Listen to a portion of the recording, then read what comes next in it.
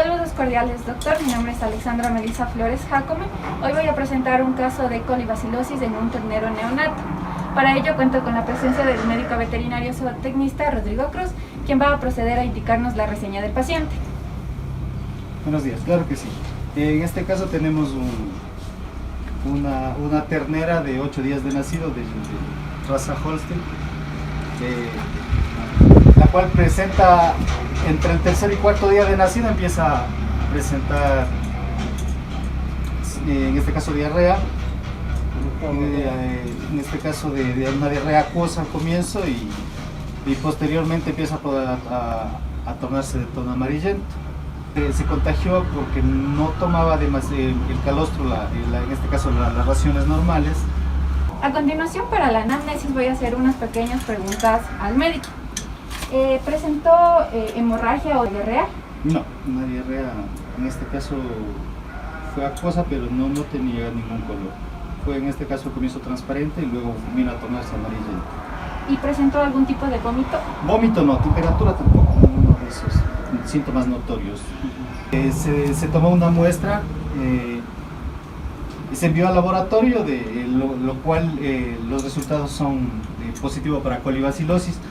No presentaba síntomas notorios todavía de deshidratación, fiebre tampoco presentaba temperatura elevada y lo que tenía un poco de decaimiento, sí, del cual ya se ha recuperado por completo para el cuarto día que tiene ya en tratamiento.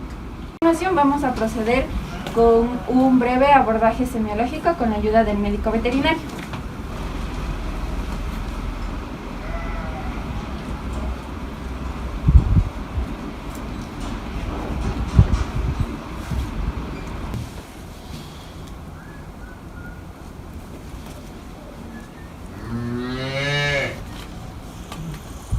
Entonces, nada capilar está un poquito retardado todavía, entre 3 y 4 segundos, pero bien, no, está normal, frecuencia cardíaca está normal, respiratorio está bien, ya estos días de tratamiento ya incluso el estado de ánimo y todo está mucho mejor.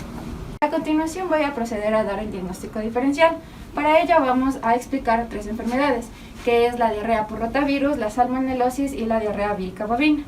En el caso de la diarrea por rotavirus, a pesar de que presenta una signología general, la característica de esta es la presencia de vómitos y una diarrea más líquida que puede llegar a durar por mucho más tiempo. Por otro lado, en cuanto a la salmonelosis, a pesar de también presentar los síntomas generales, tiende a presentar complejos de tipo respiratorio cuando ésta tiende a alcanzar las vías respiratorias altas del ternero. Y la diarrea en la mayoría de las ocasiones, aunque no siempre, tiende a presentar hemorragias o sangre. Y finalmente, en la diarrea vírica bovina, esta enfermedad es un pestivirus causado por la familia Flaviridae que presenta complejos más representativos en cuanto a la reproducción y unos complejos respiratorios también, por lo cual estas quedan descartadas. Ahora voy a proceder a describir la enfermedad. La colibacilosis en los terneros está dada específicamente por serotipos de Escherichia coli. En algunos de los casos puede llegar a producir una septicemia, como lo que nosotros conocemos como colisepticemia, en donde esta bacteria tiende a contaminar otros tipos de órganos. Pero hay otros casos en los que solo se presenta un diagnóstico digestivo, como por ejemplo la colibacilosis entérica, en el cual es parte del complejo diarreico y muchas veces, por ser aguda, puede terminar o no con la muerte del animal. Y la colibacilosis enterotoxigénica, en la cual las bacterias liberan toxinas que son absorbidas por el animal. En estos dos últimos casos son los que se presentan mayormente en terneros por el hecho de que son susceptibles a los días posteriores al parto.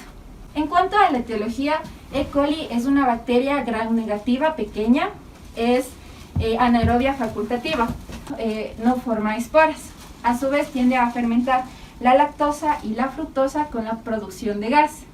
Es una bacteria termoestable, pero no puede sobrevivir a condiciones de una temperatura mayores a 70 grados centígrados. Ni tampoco a pHs extremos, es decir, que sean menores a 3.5 o que sean mayores a 9.5. La transmisión de esta enfermedad puede ser por vía una transmisión horizontal o una transmisión vertical.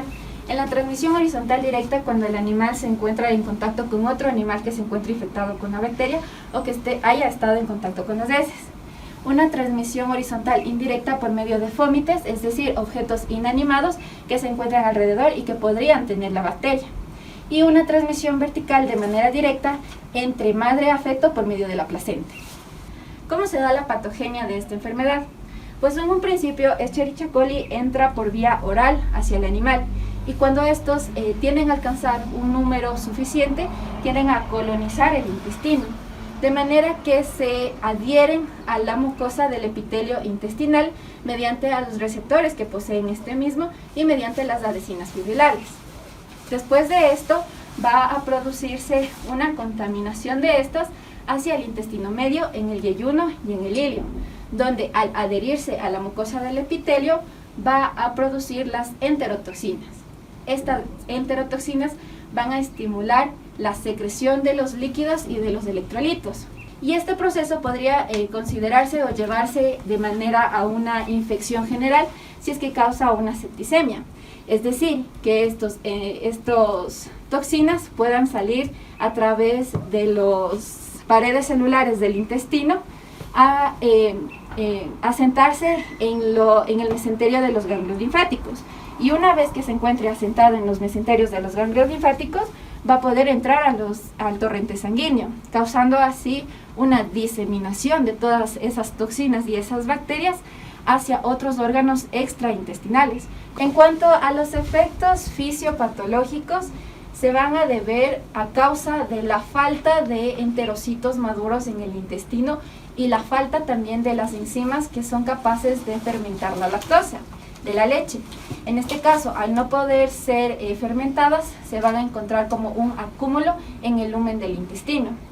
Por otra parte, en los bovinos específicamente tiende a producirse más las toxinas termoestables, como son la ST, haciendo que las vellosidades del intestino se atrofien y de esa manera, al producir más cantidad de agua, cloruro, sodio y bicarbonato, no van a poder ser absorbidas, desencadenando así la deshidratación.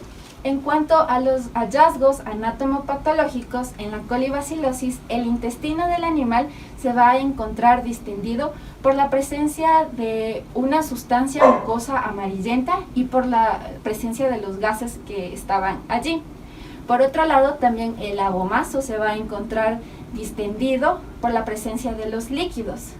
Y en algunos casos o en otros no, se puede encontrar los coágulos de la leche. Por otra parte también, al las vellosidades del yeyuno y del ilio encontrarse atrofiadas, van a presentar también una fusión.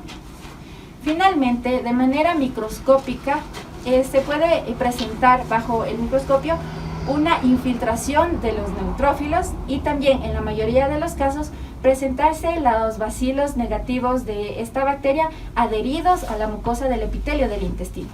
En cuanto a la profilaxis, hay que ver todas las medidas preventivas y de control para el ternero.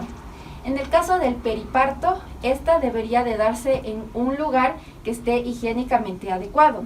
Por otro lado, también se debe evitar el estrés por partos distóxicos o por cambios bruscos en el ambiente. Finalmente, el ternero tiene que consumir un calostro adecuado. Se recomienda aproximadamente que sea el 10% de su peso vivo. En cuanto al tratamiento, se recomienda que la fluidoterapia sea oral o sea parental. Es la mejor terapéutica para combatir la deshidratación y el equilibrio y la pérdida de electrolitos causada por la diarrea. Por otra parte, existen otros complejos, como lo son los controladores de la motilidad intestinal, también protectores y absorbentes gastrointestinales, el uso de prostaglandinas, de esteroides y de probióticos. Sin embargo, hay que tener en cuenta que los antibióticos proporcionados al ternero de manera general se suelen utilizar quinolonas, gentamicinas, apramicinas y eso sería en cuanto al tratamiento. Como nosotros conocemos y hemos hablado a lo largo del semestre, el diagnóstico clínico y el diagnóstico diferencial no son suficientes. Por ello, el doctor había mencionado que se elaboraron otras pruebas. Sin embargo, el tratamiento tiene que estar basado en el antibiograma. Para ello, el doctor va a hablar sobre el tratamiento que se dio a este ternero. Lo que podemos hacer, tratamientos específicos para enterobacterias en este caso. Uno de lo que la literatura confiere y con lo que hemos tratado, estamos tratando en este caso por vía parenteral, estamos tratando con gentamicina, un antibiótico, un aminoglucósido específico para enterobacterias. Estamos trabajando con ácido genabílico por vía también intramuscular. En este caso estamos tratando con hepatonic, que es ácido genabílico más sorbitol. Por vía oral estamos trabajando con sulfatrimetopril por vía oral, el cual ha dado muy buen resultado hasta ahora. No se ha necesitado en este caso acudir a terapia de fluidos porque el porcentaje de deshidratación no fue muy significativo todavía, porque se trató cuando los síntomas enseguida que comenzaron a verse los síntomas. Vamos en el cuarto día, en este caso de tratamiento, el animal ya está prácticamente recuperado en un 80%. Sería ver en los próximos 2 a 3 días posteriores, según eso el criterio para retirarle ya la medicación, caso contrario se podía prolongar por unos días más. Este ha sido todo el video relacionado a un caso clínico con colibacilosis en un ternero neonato. Gracias por su atención.